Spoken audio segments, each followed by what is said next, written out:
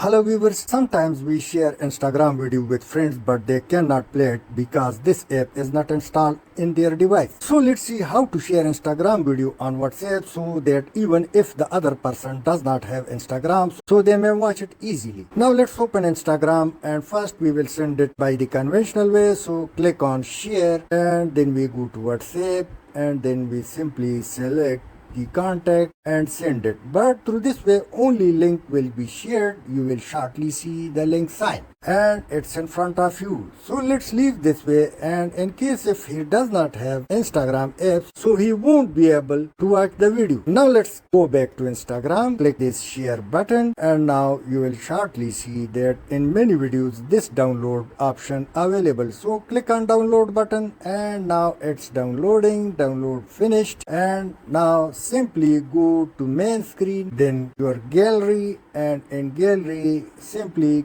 click or highlight the video, and when it open click share, and now you can send the video. Now below is the video and above is link. Let's play the below video which can be watched without Instagram, but Instagram monogram would display. So through this way you can share Instagram video with others which does not require the specific app. Thanks for watching.